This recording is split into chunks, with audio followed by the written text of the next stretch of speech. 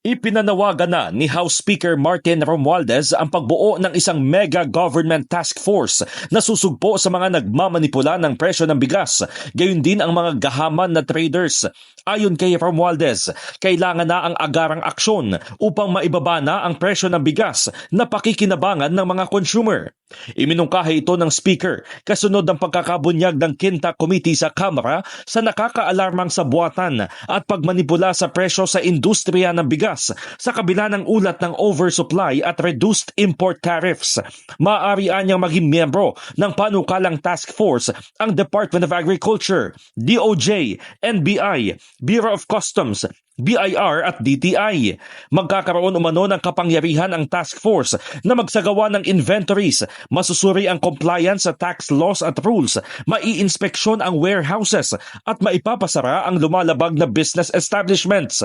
Nais ni Romualdez na magsumite ang task force ng monthly report sa Kongreso bilang bahagi ng oversight functions.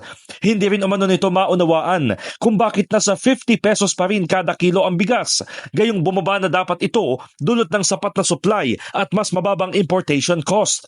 Binigyang diin pa ng House Leader na ang findings ng Murang Pagkain Super Committee ay nagsiwalat ng seryosong betrayal of public trust, lalo't dapat ay nasa 35 hanggang 40 pesos na lang ang kada kilo ng bigas.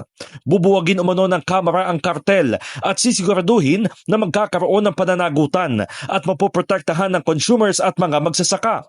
Pinamamadali naman sa Quintacom ang pagbalangkas ng panukalang batas, kabilang ang pag-amyenda sa Anti-Agricultural Smuggling Act of 2016 at hinimok ang DOJ at Philippine Competition Commission na habulin ang mga salarin. Mababatid na sa mga pagdinig ng Quintacom na ibunyag ang umano'y nakakabahalang pattern ng price fixing at hoarding sa rice importers at traders.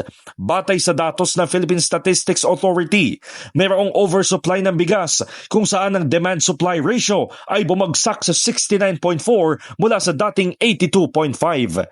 In the heart of changing lives, ako si Brigada Haji Caaminyo ng 105.1 Brigada News FM Manila, The Music and News Authority.